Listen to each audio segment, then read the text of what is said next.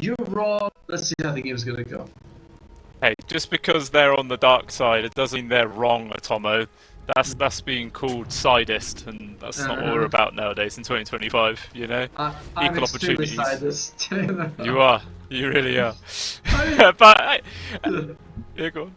I was gonna say, I mean, even the win rate for Radiant is like 56, and for Dire is like 44. It's been like crazy the win rate for Radiant for years now. Yeah, I don't really know how it needs to change for that to actually make any difference, because it does just always seem like Radiant is just the best side, just the slight extra odds. Like, I don't know, it is very, very weird. Well, let's see. Maybe all you have to do is rotate the map by 180 degrees, so the dire side is in the bottom left. Maybe it's all a mental thing for people. Oh, have you played? You know, a lot of the mobile games do that, where both sides are at the bottom when you play. You're never at the top side, so that's kind of interesting. Oh. That is interesting. I didn't know that. That's weird. Yeah, because I play what was it called, Honor of Kings, and I was like, why am I always one side? They're like, oh, it's always like that. You're always going to be the bottom side, and then the other team is also just going to have it flipped. I was like, huh, that's pretty cool. It's nice. Yeah, it's quite funky, to be fair. That's kind of rather funky. Alright, so let's look at mid lane. It's going to be the Slaughter versus the Timbersaw. I think I'm going to be favoring Q7 on this one. Just seems like it's easier to play Timbersaw to a melee matchup. Might get a little bit annoyed with that. No, that's another question. The bash as well, but overall still favoring him. As well, I look at, I think it's Glaives of Wisdom level 1. I was thinking that he might want to do this on Satuna. Up against 2 melee, oh, you'll be feasting on their brains. In the Slark case, not so much glaive spam. Oh yes. Oh yes, so much glaive spam indeed. I mean, if you're going for this kind of build, do you want to go for, like, you know, maybe just pick up like casual Sage's Mask or something like that, just to sustain yourself a bit more? I mean, I wouldn't mind. I'll be honest with you. I wouldn't mind if you went a second point in glaives, because you're just gonna be, you know, you double the insta, it actually solves the amount of problem, because you can actually keep on right clicking way more. So, but no, if you get a Sage Mask, unless you use it to do something else, you know, like arcane boots or something like that. So yeah, but bottom lane, the thing is, if the Sun off position for a millisecond, he'll be destroyed. Slark and the Mars can destroy him, you know, kill him in a second. Yeah. Yeah, it's like, as soon as he goes through the trees, you just whack 3 times and sends him straight into the trees. All good. Meanwhile, how's this mid lane going right now? 8 and 3 tonight versus the 6 and 0 of Q7. So just a very slight edge for the Slaughter thus far, but obviously pretty much always having access to the water and that little edge. Yep. Remember that when we lost Slaughter's a native, it was like, use water, mid lane, free regen, and there's like, okay, just comes out. Top lane, do the thing. The thing? Let's do nothing. He's just running. Well, no, but you're supposed to, you know, make it all hype and be like, oh my god, wow, if he dodges it, you know? Something hype needs to happen for me to hype it up, you know? LD could hype everything. Well, they get paid more than me. That's true, it is. It's like hyping up a blade of grass growing. How'd you do that? We are having slight big issues in this one. I don't think we had any big issues in the previous game, but we seem to be having slight ones in this one, don't we? Yeah, even on like my one, I'm a little bit jittery. Yeah. I mean, we are very far away connecting to Chinese servers, so it's gonna happen. China's literally across like a lake from me. I'm in Malaysia. Oh. Now, Well, for me, it's nearly on the other side of the world. You know, I am gonna have to actually check my geography. Maybe China is far, but I think it's a like 3-hour flight. I've been there twice. You should know. It's not bad. That's far. Yeah. So top lane, Roy is having a relatively difficult time so far on this Centaur, and loses his crate. That's not gonna make things easier for him for sure. No regen left now, so whatever they have, JY's come to stretch. No, JY also doesn't have any regen. He has no courier coming out stuff, so these guys are completely bare for a little while. We'll see if Kismet and Harrod decide to use that to advantage and struck out a bit of extra harassment. It definitely makes sense. one of the nice benefits about Life Steal, right? You just automatically regen as you last hit. It's a very nice part for the hero. But at least Roy, you know, was it 4 strength gain or something like that for the Centaur? It's not so bad. What's the strength gain? Observer's like, let me show you. It is 3.8. No, you have to go on the stats.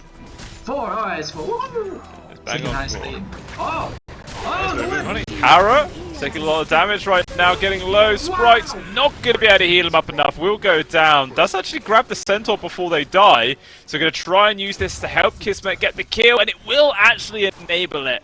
So it is a trade 1-for-1. Roy gets first blood, but Kismet does get solo golden experience after that, and actually still continuing to be annoying with this Centaur Conqueror, just charging down JY. Jesus. But you know, the CS, I mean, I think that's a good trade for the Centaur, because he needs the gold injection, but he is 8 CS right now. And maybe the Ringmaster, he's going to go stack run, but maybe he could also consider pulling the creeps back a bit. As Silencer, of course, did not go second point in Glaives, because he's a smart guy. Yeah. You know, sometimes you feel like, oh, I'm getting so much value out of this skill in the laning phase. Let's put a load of points into it, and then you get to the mid game, you're like, oh my god, my skill build is trash, and you just can't do anything. You're playing Bounty Hunter. Oh, solo kill mid. Oh my god, we almost. Jesus, solo double kill coming out from Q7. Knight and Zoo both going down, and he's still so damn healthy, Atomo. What the hell happened? Yeah. What is his skill build actually? Let's see. At 1 point reactive armor, I imagine. Let's see. Yeah, 1 point. He's maxed out. Maxed out of the chakram. Not chakram. The whirling death. So much damage. Oh. Okay. Okay. Another kill coming up. JY goes down. Even a rotation came in from Setuna there to try and help out, but not going to be enough. Kismet securing himself another kill on this life stealer. Getting a bit worrying. Also a permanent agi for the Slark as well. Super good. It is, but support Slark, you don't hit as much as you think, you know?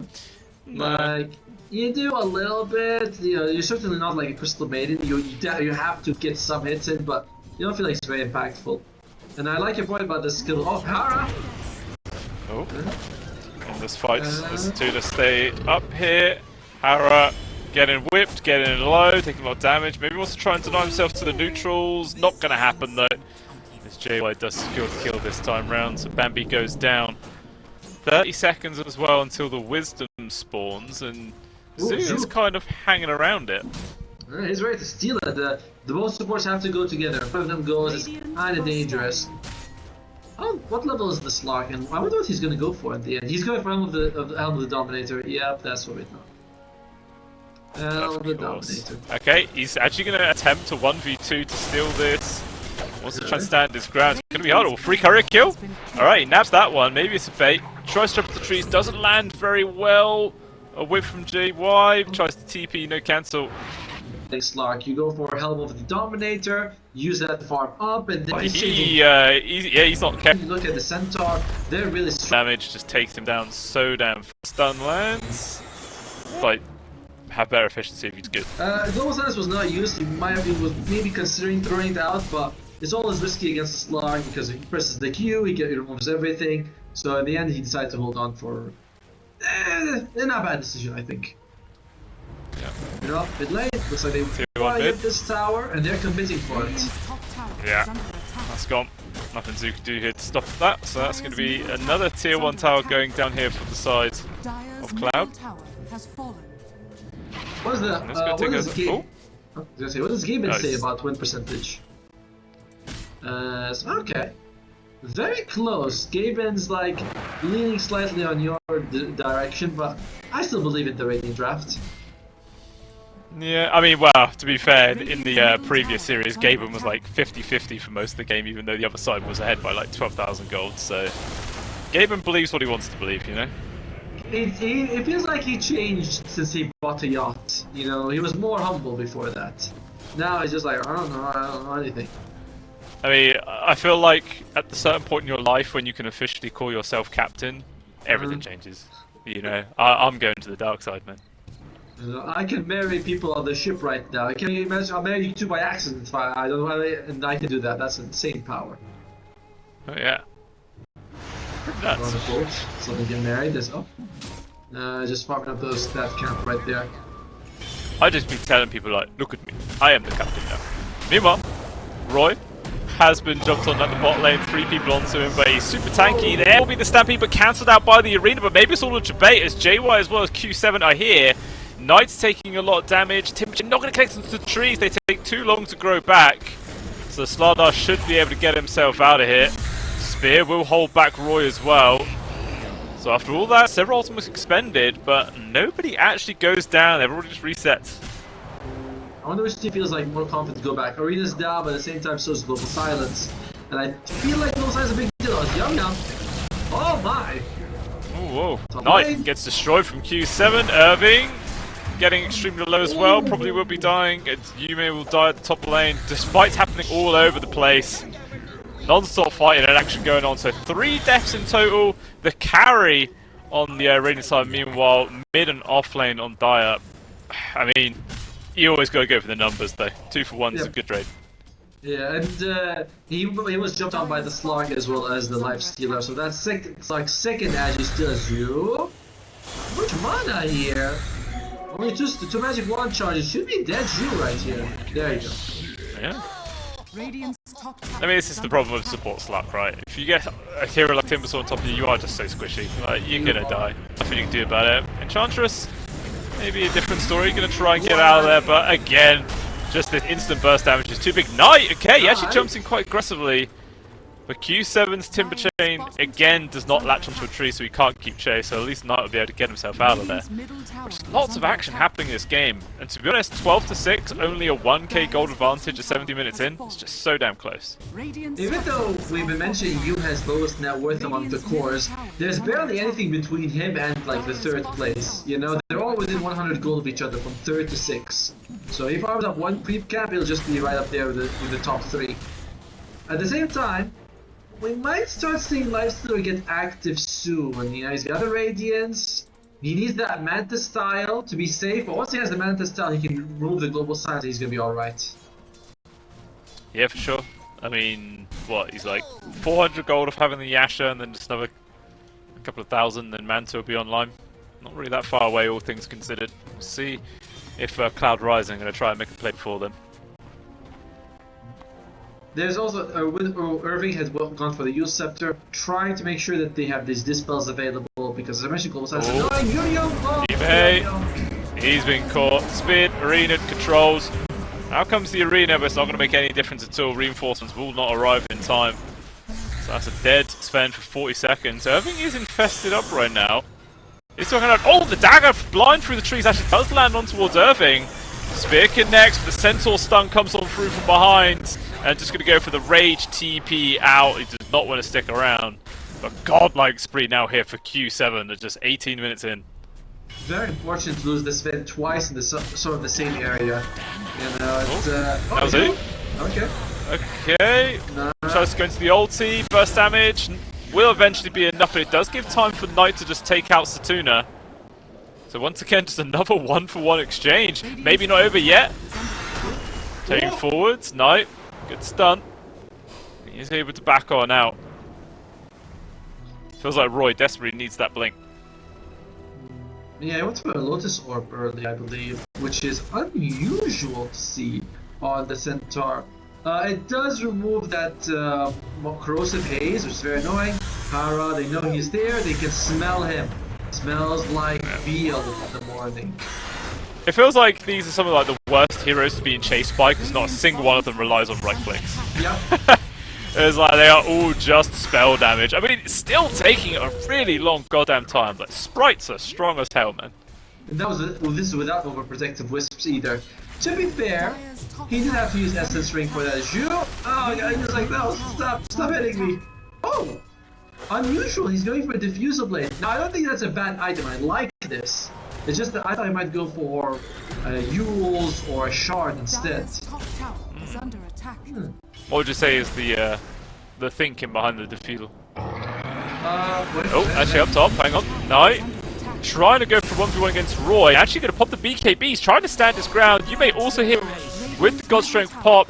BKB just ran out, and so has Knight's hopes of living, as he will die. That was ambitious as hell to just run into 5 people looking for a solo kill. You sees the courier. He's like, mine! But unfortunately it's not his. Yeah, the thinking of the diffuse blade, that's what I'm wondering about, because, whoa! Look at the damage. Oh, okay, he's alright. Is he alright? He's alright. I think so. Should be. Oof. Maybe if that landed, Q7 might have been able to keep chase, but actually blinks up online, goes the wrong direction. But, free Tormentor. It makes sense to pick a diffusal if you're gonna be able to like get a lot of right clicks. The slow is also a nice factor. Oh, shard, yeah, that's an okay shard, I suppose. But I don't think that's maybe you should have maxed it. Oh, Arena doesn't land anything. He's actually able to juke his way out of that though. But how on earth did that dagger reach global range? Not going to be enough to get him round down either way. Or will it? Q7 man just keeps chase non-stop. Blink online though for Arving. Yeah, okay, he's gone.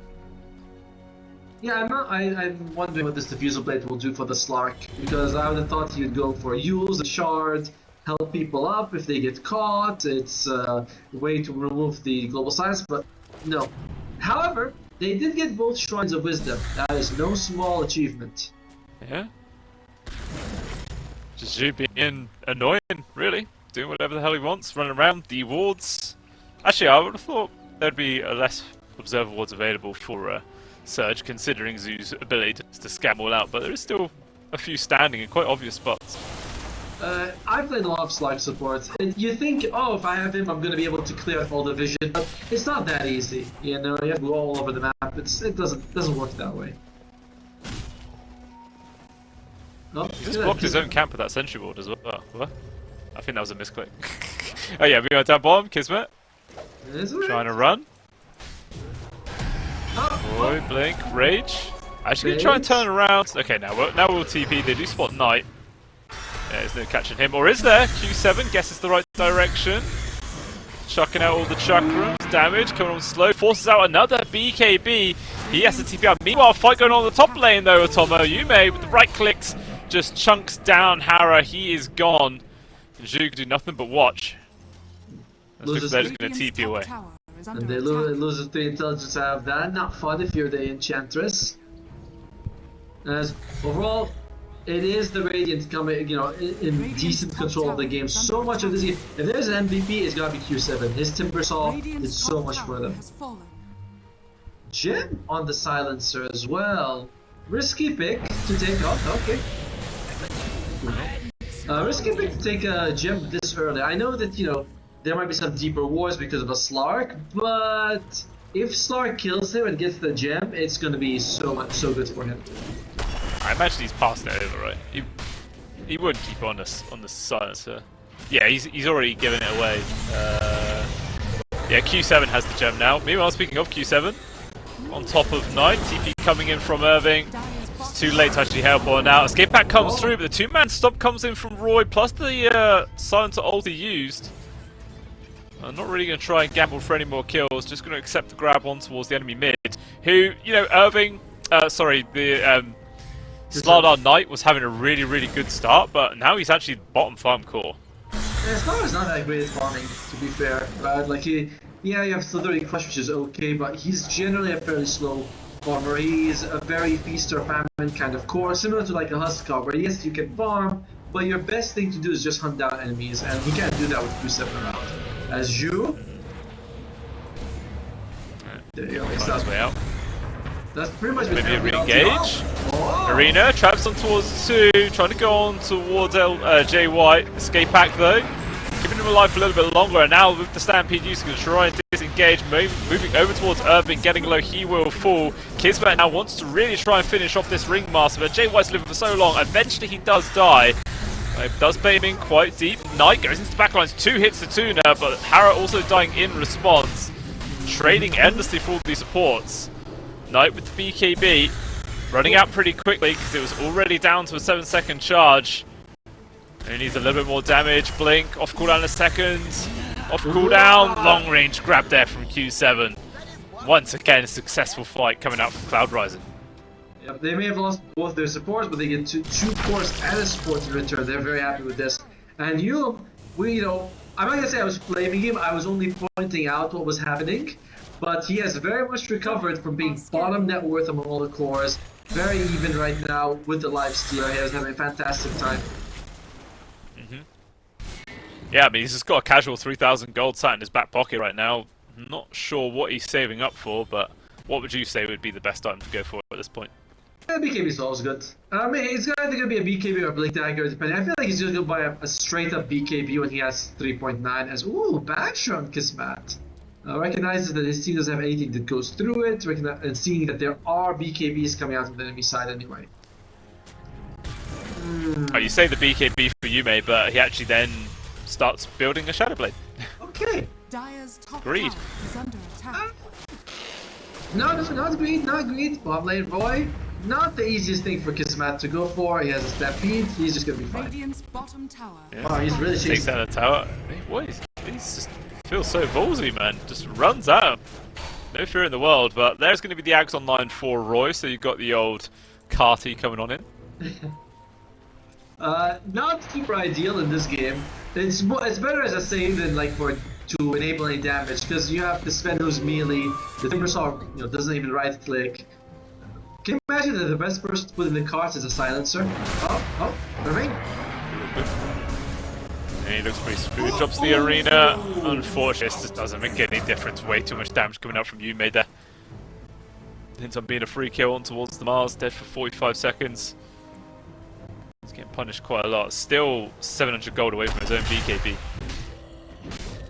So, what do you agree? Alright, we should put the silencer in the cart, have him max out his glaives. That would be pretty cool. Yeah? I mean, we'll see. Still only level 1. In before he just starts putting it in towards all attributes. That would be funny. That is actually what I think is better most of the time. You might put an extra point in glaives because it helps you farm much faster when you have a couple of points in. But you generally want the stats to survive. Glaives max out is not really worth it. And TI, there was too much right clicking. Speaking of, he's dead. He croaked. Yeah. We're terrible people, aren't we? But at least we can admit it to ourselves. I feel like a lot of people can't. Everyone's like, I'm an angel. No, not really. Up top. Yeah. Oh! Gets the quick blink out. Easily dodged. Harris here. Just poking. Roy drops down the cart so he can run away with ease. Kind of doesn't make sense that attaching a cart to himself makes him faster, but whatever. That is, yeah, right? It's like, how does that work exactly? But I suppose maybe when he puts on the cart, it's like when you have some resistance, you're able to boost more of your power. Oh! Kismet's dead! Oh my god, yeah, he's got dumpstered on in the mid. He's just solo pushing a tier 2 tower with no teammates on that half of the map. A very, very greedy, over ambitious player and just gets punished for it. What the hell? To be fair, he's got Manta, and he's a lifestealer, so I guess no BKB piercing. So it's like Global Silence comes out, I Manta, I use my rage, I'm able to make it out every time. So I'm guessing it must have been just caught off guard with those stunts. Yeah. And chain perfectly, of course. Right now, 24 to 11. Dire looking very strong. Dire looking in a tough spot. That's your team, right? You backed them up? I did. Say, don't go chatting crap now, right? It's still basically only 50-50 according to Gaben. Only like a 5% edge towards Radiant, alright? So, don't count your chickens before they hatch. That's what I'm going to say. Technically that's 10%, right? 55 to 45. Oh, well, technically now it's 8% because it's gone from 54 to 46, so... Gotcha. I feel so silly now. Oh wait, that was 51%. Only 2. How? Oh wait, now it's 55. It's changing so much. Now it's 50. I don't know, man. A chart has a mind of its own. Well, there's a smoke up, and they have this infest bomb. Who can they find? Oh! The quick fingers from Roy, but not. Oh, they're still going for it.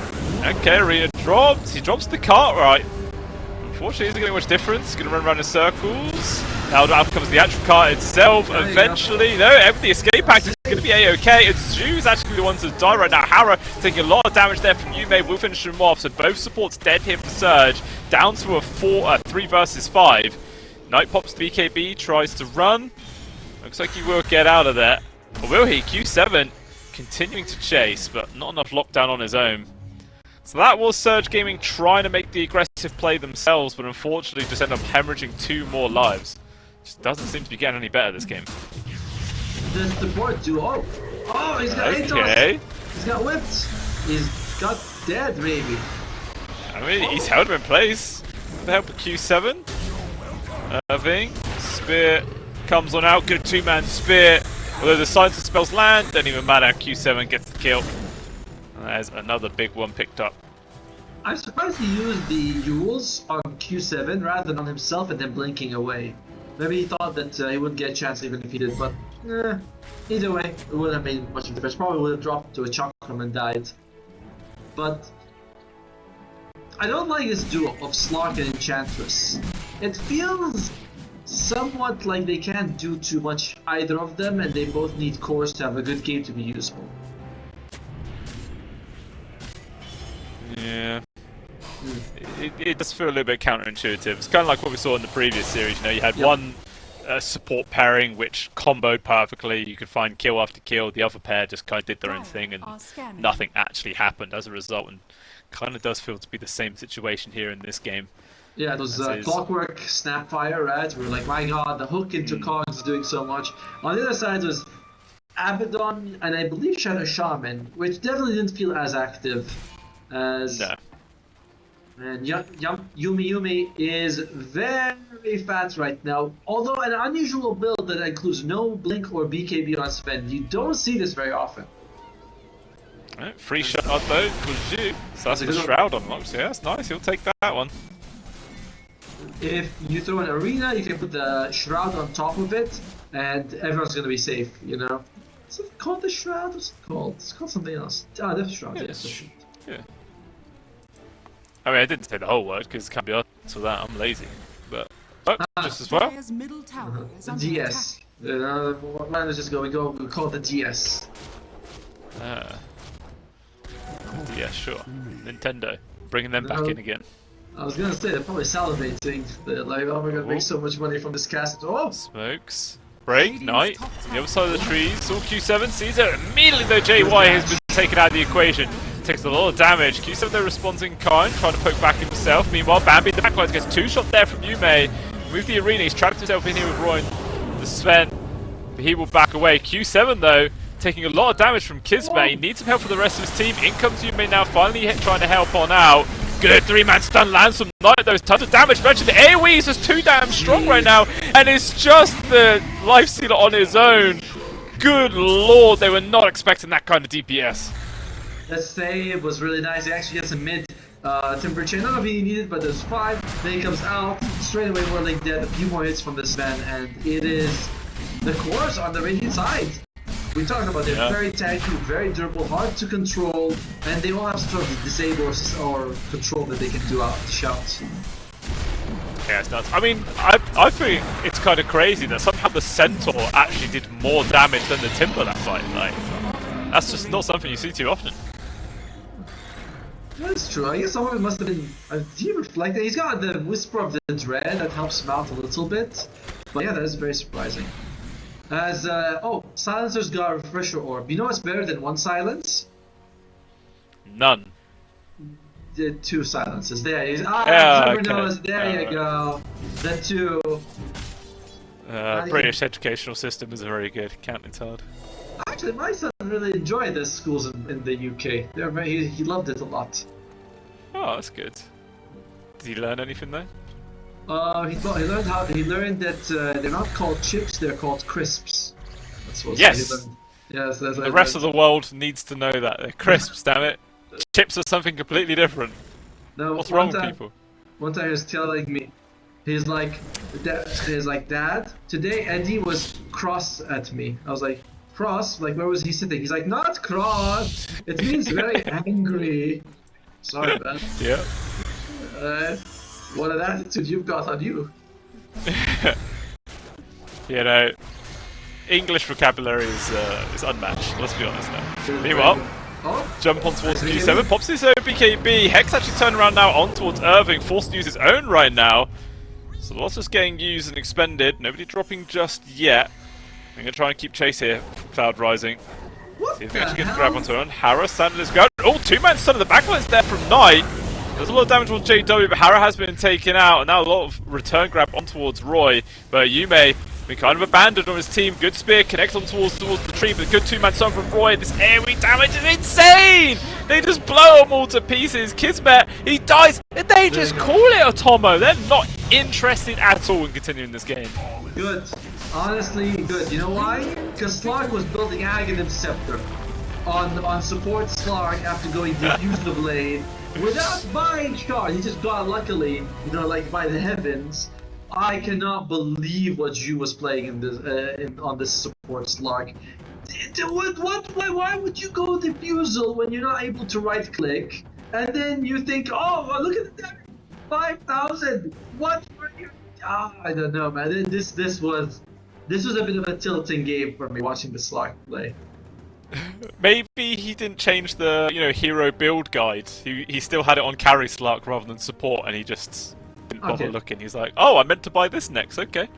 Dude, he 2,000 damage with his right click. What the hell does diffusal help you out with? I don't know. I mean, this was not a good showing from Surge. They actually had a decent start with Kismet having a decent start. Yeah, the right click from the Ringmaster is much higher than the Slark. Yeah, it makes sense. Yeah, sounds like Dota2 to me. Our observer was like, "Do you guys see this shit?" And we're like, "Yes, we can't believe it either." But yeah, it was good, really good. Q7 was incredible. Wins the lane phase convincingly. Is able, even though Roy and Yum Yum had suffered, he's like, it's okay, I'll carry you guys. And absolutely carried them for the first, I'd say, 25 minutes. It was all Q7. The supports, JY also had fantastic plays. Goes for like this blink dagger, jumps on people, cancels so many TPs on Zhu when he's using his ulti. So standard silencer, but standard silencer is what you need sometimes. It's just nice, stable presence. Very impressive from Cloud Rising. I mean, all you need to do is silence, alright? Is just make sure you press your R. That's literally your one and only job. If you somehow mess that up, then, please go find a different game to play. But, yeah, I mean, like you said about Q said, phenomenal performance. 15, 0, and 13. Didn't die the entire game. Just did so much damn work. And I wouldn't be too surprised if we see Surge Gaming potentially ban that one out going to the next phase. But obviously, it was a last pick of the entire draft. It did just kind of counter everything that Surge Gaming was bringing their way. So maybe they just won't put themselves in a similar position in this next draft. Which, guys, will be coming up after a short break. We're going to have about 5-10 minutes here. And then we shall return for game number 2 to see if it's going to be a 2-0. Or maybe we'll see a third game. Only time will tell. We'll see you soon.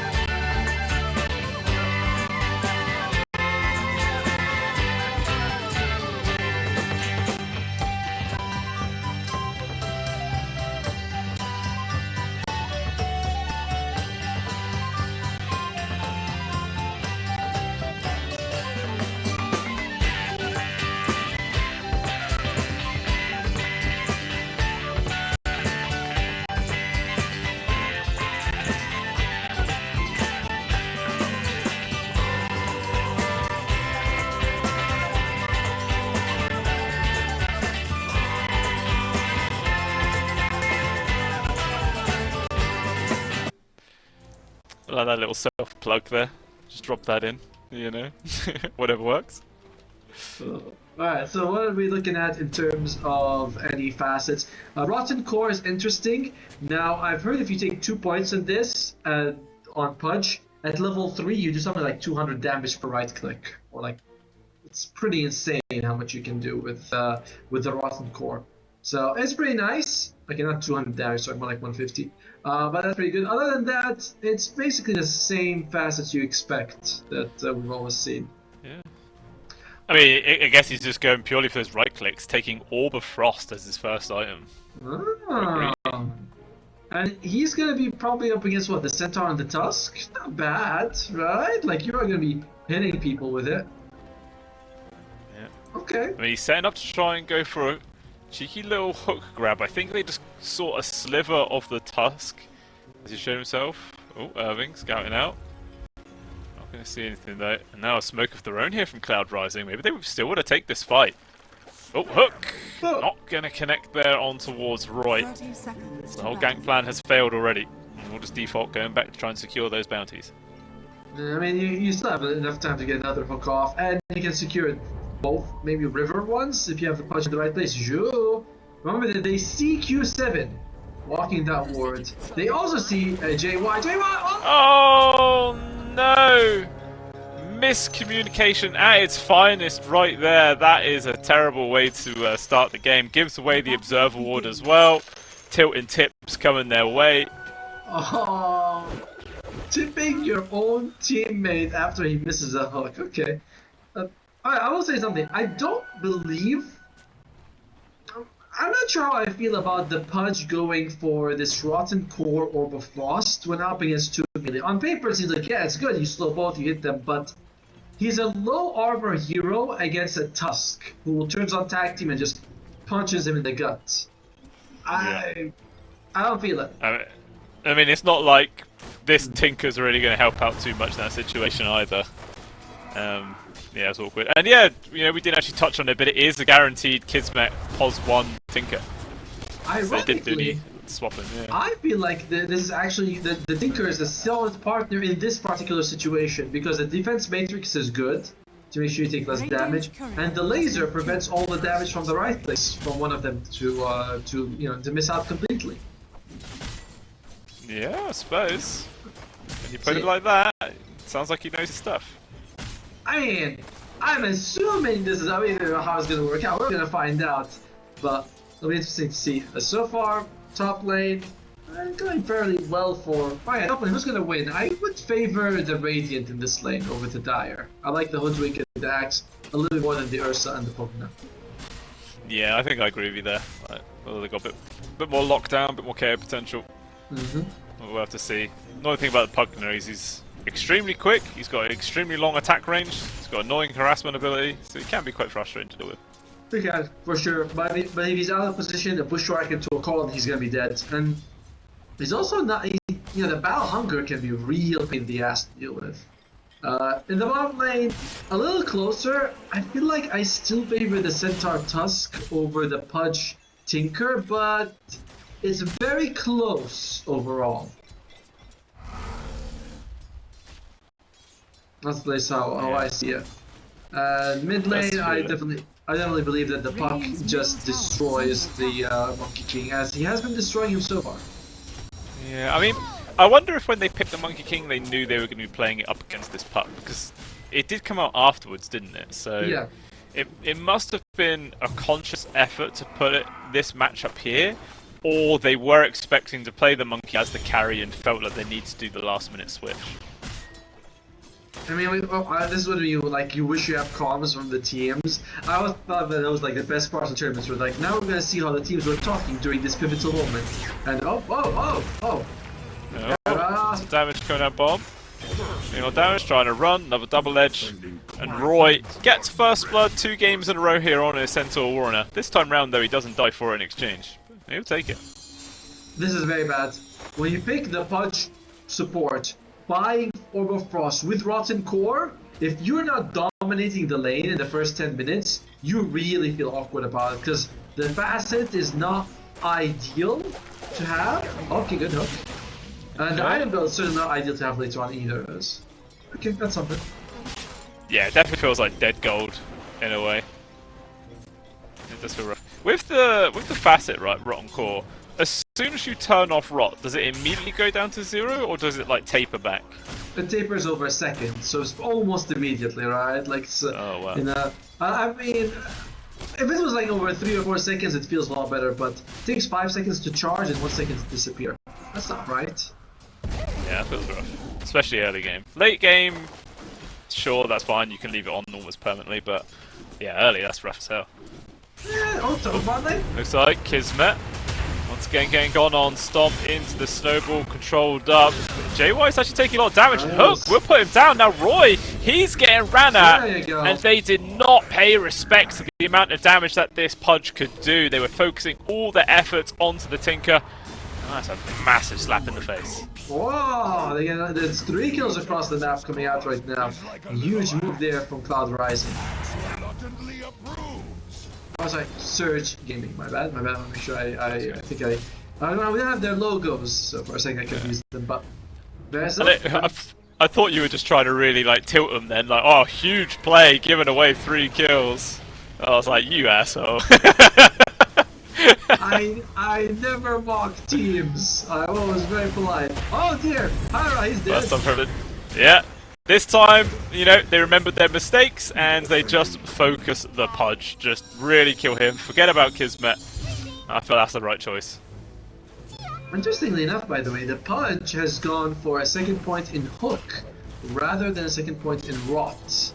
Don't see that very often because, you know, level 2 of Rot literally doubles everything. Doubles the damage, doubles the extra bonus damage that you get from the facet, almost doubles the slow as well. Yeah. Meanwhile, Hook, what, 2 seconds short of cooldown and 70 more damage. Not as impactful, but Yume dying again at this top lane. 2 deaths in a row here for the Xerxes. That's going to be punishing quite a lot. I mean, their CS is still pretty similar between Yume as well as Irvin, but these deaths will add up. To be fair, this is the Yume special. He lulls the enemy into a false sense of security by by tactically dying in the early lane, so it's Satuna, rotate down to the bot lane, drop down the Nether wards. Hook will pull him out of position there, so does keep Kismet alive. Shards goes a little bit too far. Zoo also now turning up, gets the stun on towards Hara. That is going to be a dead Pudge. Just a relatively soft target, you know, must be all that cheesecake he eats. His knight is around, trying to get someone, could catch Roy, and that's going to be the target. So close to the tier 1 tower though, it's not going to be easy. They just ethereal him up as well, stun. Just outside the tower radius, he's still just running around here. Feels like it's just wasting his time, to be honest. Might have to go back to his lane momentarily, or maybe stick around for the tower, who knows, but he's not getting anything here. I believe he was hasted when he came in, so at least it wasn't like a long travel to get here. As it is going to be Wisdom Ruin right now. He's going to stay for this. Roy? Okay. Fuck. Yeah, trying to go on to him. Bushwhacker lands. Immediate use though of the Decrepit fight. There's just nothing that Knight could do to stick on top of him, and yeah, this will be the Wisdom Rune just safely going into the hands of Cloud Rising. Look at the net worth difference now between Q7 and Knight. Q7 was mid, just farming, didn't care, and Knight is now, again, lowest net worth among all the cores. Yeah. A 1200 gold difference between the 2 mids, it's massive. Whoa, what is massive is Yume dying for the 3rd time in this game, just 7 minutes in. At least this time JY does come in for the counter kill, but it's just not worth the end of the day losing this many lives on your Ursa. Yeah, it definitely feels like 3 deaths, quite a lot in the first 7 minutes of the game for sure. And there'd be some pinging his levels and the timer right now if this was a pub. Oh, for sure. Reported, added to a void list. Yeah, it happens. Standard stuff. Isn't it weird how asshole is a global language? You know, like everyone knows when someone's being an asshole. As, oh, you! Is he gonna be able to do it? He's trying! He's trying! He's... Oh my god! Hey. There you go. Where's the tips? Where's the tips? No, only his own teammates tip him when he misses. That is respectful. Oh, wow. Not something to see too often. But yeah, again, they bring 3 heroes up. Yume, fortunately enough, will not die this time. Does have to just go back to hitting neutral creeps though. And actually, Zhu's already spotted him out here with this Observer Ward. He's going to harass him down. Oh, Bushwhack lands. No punch though close enough to just go for the immediate hook. Irvin's just trying to chase after him, but with the use of the Stampede, should be right. Okay, mass TP's coming in. Cloud rising. They really want to try and go for this counter kill, and yeah, this is a punishing hard right now. Hook will be able to pull back Q7, but Irving wants to just take off the head of Yume, and I think Yume just dies to all these dots though. Yeah, I mean, I don't really know why he turned around. Why? I don't know why he turned around. Like, he should have just ran back to base. He would have been fine, but he allowed another round of spells to come on out. It was so weird. You know, like the TP and the Tango in his inventory. I didn't use either. Oh god. This is definitely the best kind of Dota to watch. It's very cloudy. There's a lot of mistakes. I like it. It's humbling, you know. It makes me feel like, even I could be a pro.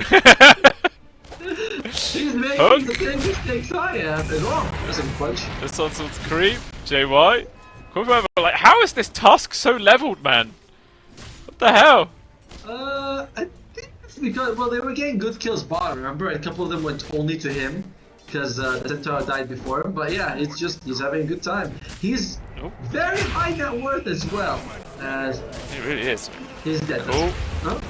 Oh. Maybe not. Snowball towards the side. Hook. Up in just a second. Gotta be careful he doesn't end up hitting Irving though. Oh, Juke. Don't need it. At the stairs. There we go, we got him. I was gonna say, like, all these points into meat hook are worthwhile short of cooldown, but then he didn't end up using it for like another 6 seconds anyway, which meant it made no difference. But either way, he gets the kill. Yeah, he didn't miss. That's what matters. Not that it's pretty good. Yeah, it's a very odd thing to go for the rotten core facet and then only put 1 point in it. But because later on you don't right click more as a push support as the game runs, you right click less. Dire's structures are fortified. That's at least my experience with the hero. As well, man, this tower is going to be falling. Kismet, very close. Very close indeed. At what point does this Tinker start hitting that, you know, mass farming Giga Chad Tinker? Like, when do we get to that point? I can't say. I mean, he's going for Blink Kaya. I guess that's going to be very useful for him, but I'm pretty sure he's trying to Giga Chad farm right now. You know, that's kind of the goal of the Tinker from the start of the game.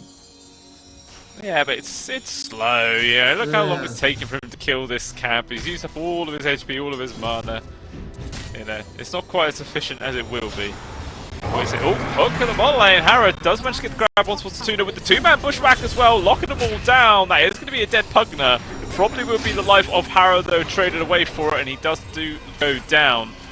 The rest of Surge Gaming turn on up, but it's too late to actually try and find any other kills. So really, it's just a trade of support at the end of the day. Radiant's middle tower is under attack.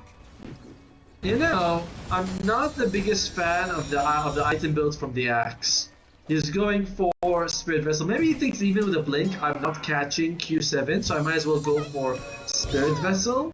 And that's an interesting idea for sure. It's good against the heal from the Pugna, but I'm going to Blink Dagger. Pretty badly, in fact, in a game like this. Yeah, it's a crucial part of the hero. Especially when you are basically your only team's real source of catch. I mean, I guess there's the Pudge hook, but I don't know, it's very, very risky to rely all your initiation onto a single hook. Exactly. And Pudge wouldn't mind getting Spirit Vessel. The same thing with the Hoodwink, like Spirit Vessel's pretty solid on the supports. So, I don't know, this Spirit Vessel on the Axe, it's giving me indigestion. It's like an English breakfast. An English breakfast give you indigestion. It's a hearty bit of food right there, it's good for you. Yeah, the burning feeling means that it's a good thing.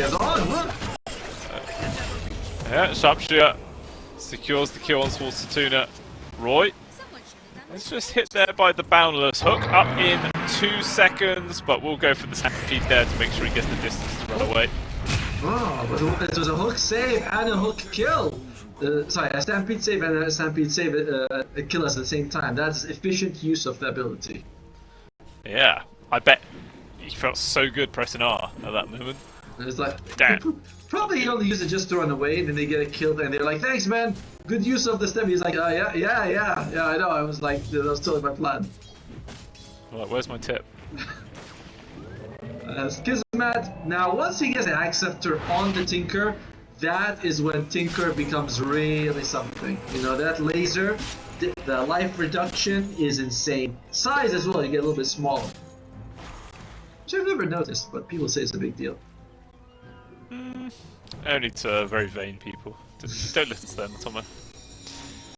It don't matter. But yeah, 9 to 8 in the scoreline. 3k gold advantage actually here in the hands of Cloud Rising, despite the fact that momentum feels slightly in favour of the other side. But Knight going down will actually further that lead even more. As yeah, Q7, not really, you know, as imposing as he was in game number 1, but you can quite clearly feel this guy is still just doing whatever the hell he wants. 3 on towards 2. This member not lasting long at all there because the punch coming on out. Another orb forward, going to commit to get the kill on towards 2, and he will die. And now Hara, not long. Well, Snowball won't actually land, but who really cares? He gets the kill regardless. Yeah, the puck is 4-0-3, and Blue Scale's like, not as good as he used to be. You know, the man's washed. He got those 3 kills in the space of like 25 seconds after I said that statement, so hush. Right, it's proving you wrong, see? Yeah, he's having an insane game right now on this puck. As we mentioned, he crushes Knight in the late phase 2 times in a row, then he out-rotates him the entire map. As, oh, Roy? Okay. Yeah, Boundless Slap.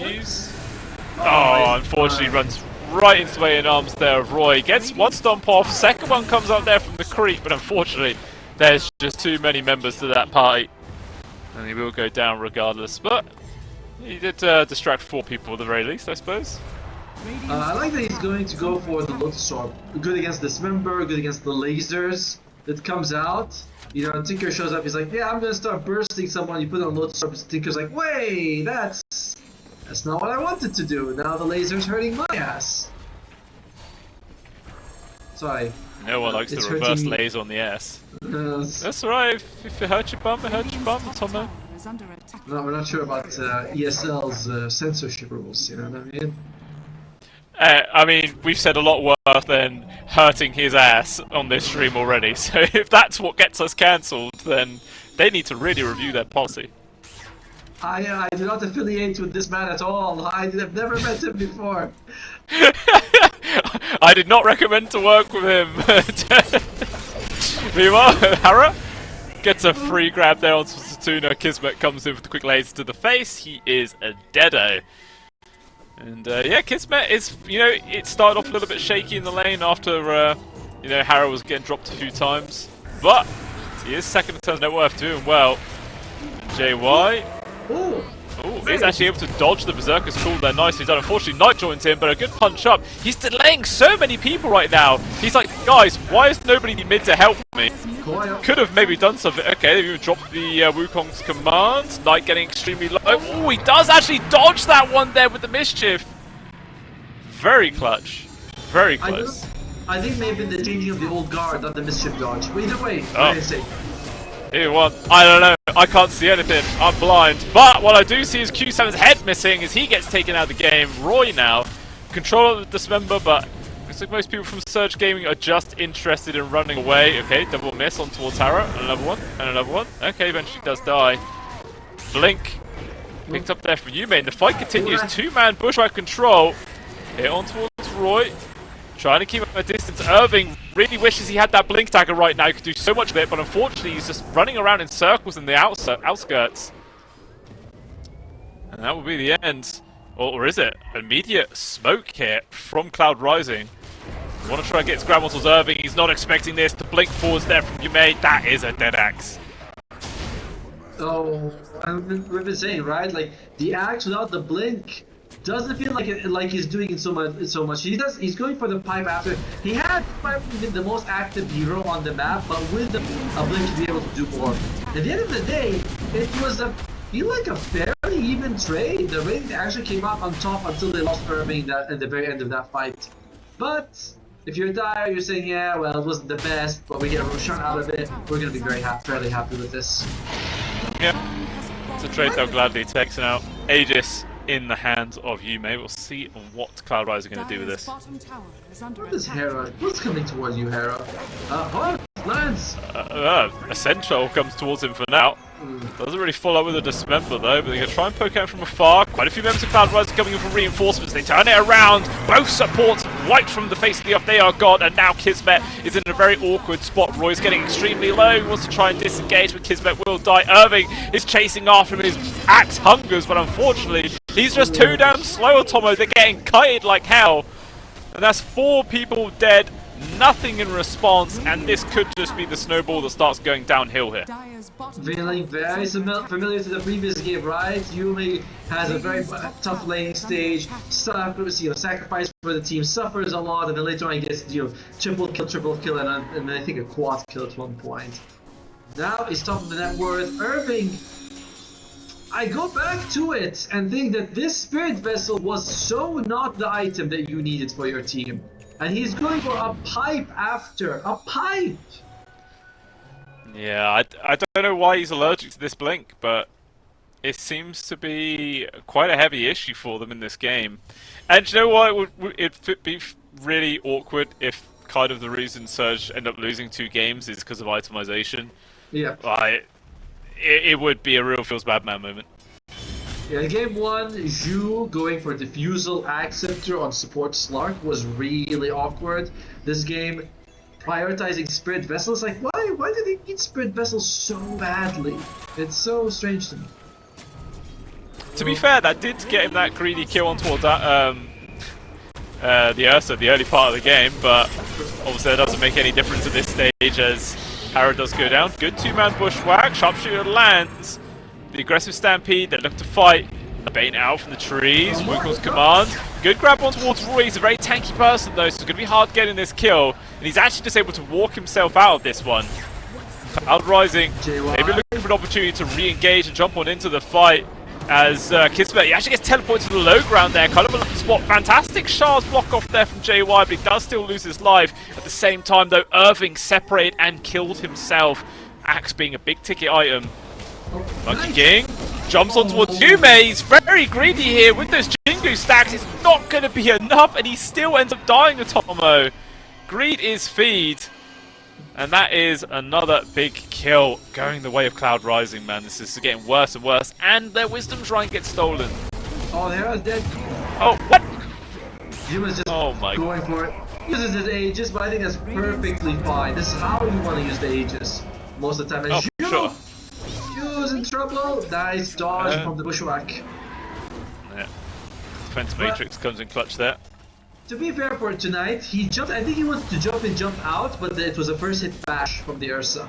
So unfortunately, he was just like glad that he was already overpowered or something. So instant hit, instant stun, couldn't jump out. Radiant's top tower has fallen. I think that's what happened. I mean, Yeah, I saw the stun icon on top of him, but oh well. Pugna's got a Glimmer Cape, a nice way to keep people safe from the from the Tinker, and he gets the shard, which is not good of a shard, but it's fine in this game. Is it? I mean, I feel like people's opinions on this shard are it's garbage. It's very garbage. It's only good when you're up against like illusion-based heroes, you know, because then you can like remove all PL illusions instantly. But yeah. Other than that, I've never seen it being used. No one uses it. Like, the value is the extra cast range for the Nether Ward, not the ability to suck off multiple enemies. Alright, Body Glue, calm down. Very well. Trying to get a grab on towards JY. Not gonna land, he's fine, walks away. Spirit Siphon is the name of the ability. That's the word. Okay. Oh, sorry, that's the other one. That's what's her name? Death Prophet. This one's Life Train. Oh, okay. So what's the training going on? Roy. Irving thought he found an enemy, but they found him instead. Hook back on towards the Pugna. It's a very strong spot. He's taking a lot of damage, but everyone else is dying much faster than he is. So 2 of those traded away at long last. Irving taking a lot of damage. Knight, though, just gets focused down from Yume. Torn a new one. Now Irving stunned in place. A buyback from the Monkey King as well as the Pudge. They really want to take this fight as best they can. Out comes the Wukong's command. Locks down on towards the puck. Trying to disengage here from Q7. Jumps off towards the side. Actually gets the finish on towards Zoo still. The tusk eventually drops, but they need to kill this puck. Otherwise, this buyback from Knight is so costly. The Boundless does not land. Right clicks are missing. Another orb away. He's actually out, Tomo. And that is so punishing for Surge. Oh my lord. That is a 4-for-2 trade.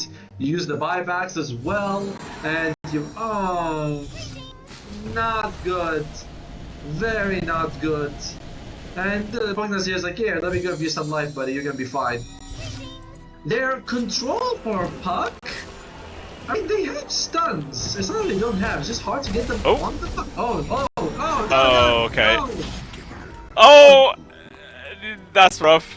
Yeah, Knight thought he was just going to farm up some quick creeps, so it runs in towards Yume, who now just gets a +1 eye. Oh, those are the diebacks as well! A minute each in the ground! Oh no. So it was funny because last game, after Knight died in that team fight, he just immediately GG'd and left. I would have been surprised if he just GG'd then out of like some pure tilt.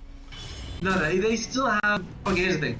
Tinker with Aghanim Scepter, you never have damage issues for the rest of the game. Like, that is just the function of the hero. He's got the Kaya Yasha, so we believe in Kismat's superiority. Yeah, well, we'll see. We'll see. There's a lot on the weight of this very small little man. See if he can do it. I mean, his net worth isn't even that bad. Still on par with Q7, only a couple of thousand gold behind that of you, mate. No, it's... The only problem, though, is that pure damage is amazing. Unfortunately, Ursa is one of the very few heroes who can reduce pure damage with his ultimate. So as amazing as it is, you're up against one of the few damage counters for a Tinker, you could say. Yeah. Especially considering how Yume's also gone for an Ag, so yeah, he's always going to be able to use that ultimate in awkward situations. Yeah, that is just quite unlucky. I think the Ursa was picked before the Tinker as well, wasn't it? Last pick Tinker. I feel like it was last pick Tinker, right? And also you have the heal from the Pugna and the save from the Tusk. Like, it's not... Again, you don't have damage issues, but you're gonna have problems getting the damage out to reach us. Oh, Roy! Okay, Roy? Okay, it's literally only two of them here right now, but they were feeling greedy enough to go for the jump. Now reinforcements have arrived. You've got Dream Core on towards the two supports, locking them down. They use the Stampede, trying to get them out of there, but they've lost one, they've lost two. Q7 though, killed first, is a big one to find here from the side of Surge Gaming. They're going to try and push them more with this. It is a 4 versus 3, so they've got to be careful. We'll see what they can do. Yume, he's trying to run. Maybe he's going to try and turn around. Knight so low in HP, but he can't get the finishing touch. It doesn't matter. JY actually gets the kill instead. Now everybody else tries to run. Roy not willing to blink forwards there into the blind parts of the map. But it is a 3-for-1 exchange favouring Cloud Rising yet again.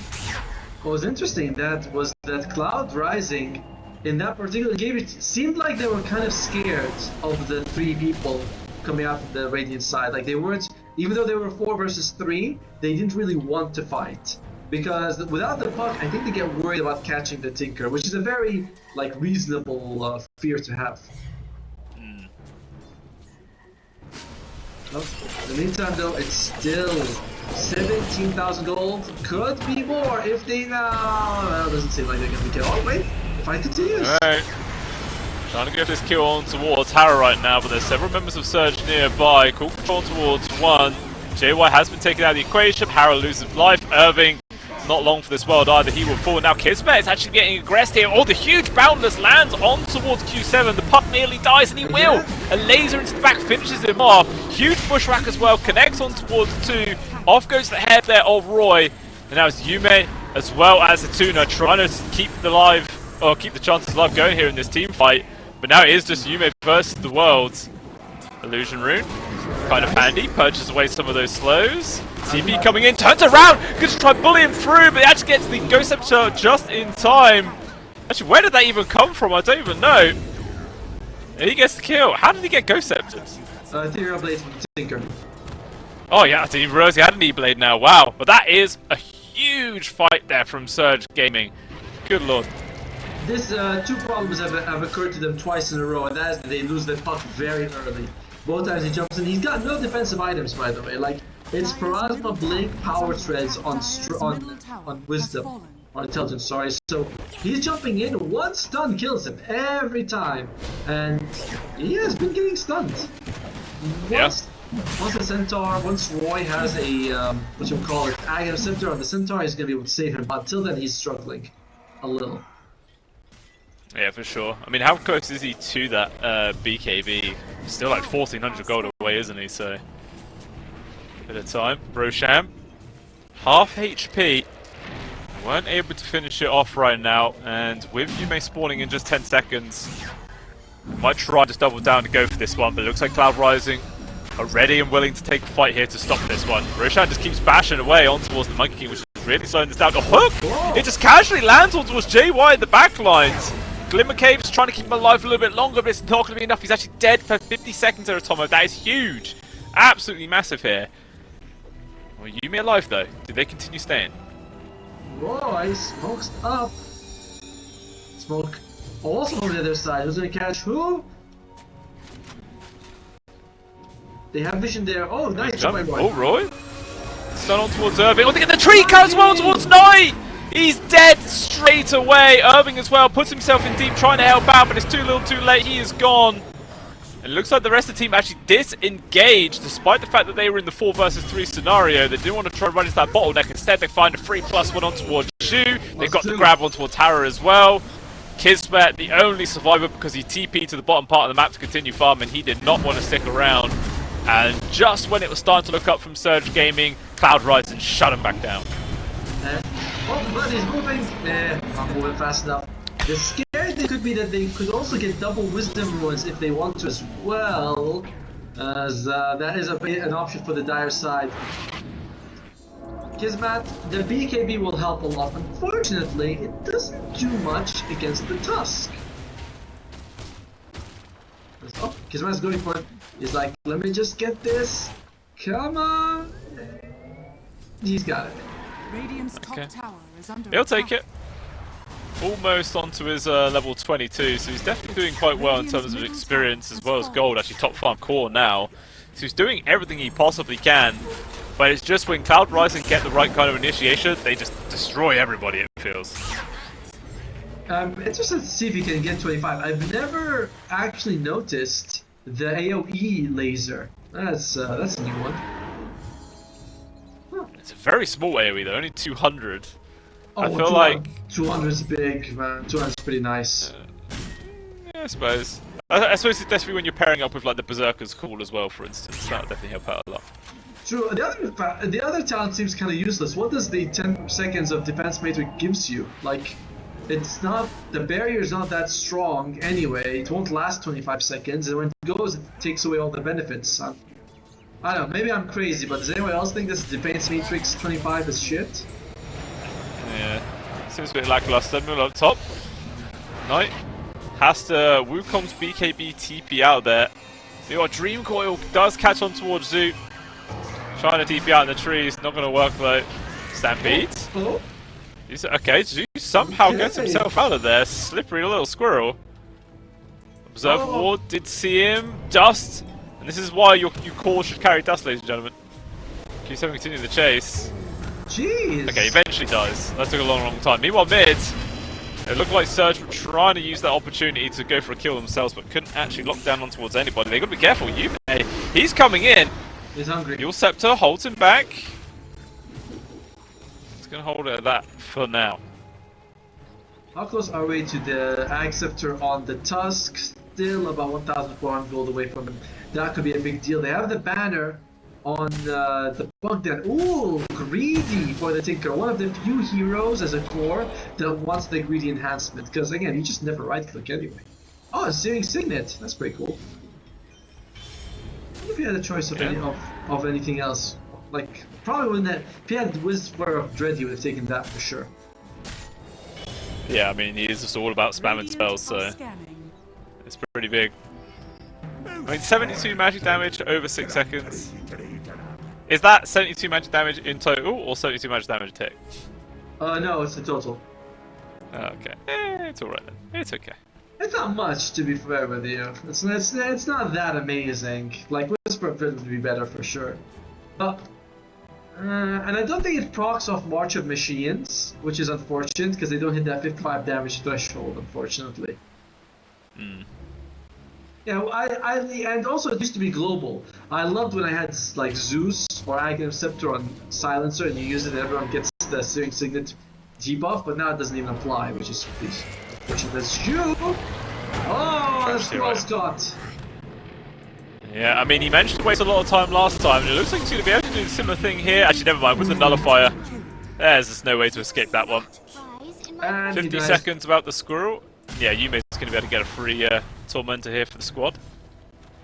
Pogna already has his, but if you can get one for the Roy, I love this one. I think that it's a fantastic shot for the Centaur. You know, every time you double edge someone, you get 12% extra strength. It's pretty damn nice. That adds up quickly. Oh, Irving. Oh, this could be bad. Shows himself for the bot. Jay White. Trying to hold him at bay. He has to be careful. He's not much HP. Oh my lord! He doesn't even use his snowball in time. Just gets his head taken off. In comes Roy here to try and at least secure this kill, and they do get it. He's a little bit of a punish for it. Jay White just dying like that. Like awkward. I wonder if Irving feels underestimated. Oh. They're trying to get the courier to see what the fuck. Yeah, I wonder if Irving feels underestimated. Because remember, earlier in the game, Ursa also went back in when he didn't need to on the axe. And now the JY does it. Like, guys, come on, he will culling blade you. He gets the chance. Yeah. I mean, there is such a thing as, you know, like min-maxing. You know, just getting the absolute most out of what you can, but you still got to try not to die. You know? Not good. That's the min part of the min-maxing, you know? It is. It really is. But Aegis has just now timed out, so not going to have the 2 lives anymore for Yume here. We'll see what they're going to really do, because they weren't exactly applying much pressure even with that Aegis in the last few minutes. They took away all the tier 2, sure, but unwilling to go high ground or anything like that, despite getting a good few pickoffs here and there. So maybe we're just waiting for Roshan number 3. To be fair, oh, Kismet, going high ground. Oh, okay, this is bold. This is very bold. Buck's on the way, by the way. Can he? There we go. BKB, punch up, try to TP. Dream Coil unfortunately does not pierce BKB. If he was, just 1 level higher, he would have had that. I would say. Whoa. Okay. Nyko to re-engage, trying to get this grab on towards the tusk, but they've already lost a life of Hara right now, but JY is able to blink his way out of there. Head down towards the south, not going to find it. JY is just playing around with Nyko. Oh, again, the right clicks are too damn far, my friend. You've got to stand further away than that. Irving, though, is getting extremely low. 4 staff, not going to be able to get him too far out there. Actually, a buyback here from Hara. And the call from Cloud Rising just to immediately back out, so damn well coordinated. And now, Knight actually able to get himself out there, just barely though. Hara taking damage with the cart dropped. Just trying to back away. Re-engage from Irving, dragging Roy back in towards the fray. Hook also brings him back a little bit further. It will be a free kill. And now Q7 steps forwards. A little bit savvy, but they're all just going in 1 by 1 here, Cloud Rising. Where's the coordination right now? And now Earth is in a really awkward spot. Hook not going to be able to land towards anybody, but Hara still ends up losing his life there to the bear. Dreamcall just holding so many people at bay. Oh, TP cancelled. They turn around. Kismet! He's dead for 94 seconds, Atomo. With no buyback. Oh dear, and there's no buyback. A lot of times when you play Tinker with this translocator facet, you kind of rely on it to move you around. But it gets nullified. Nullifier just removes the ability instantly.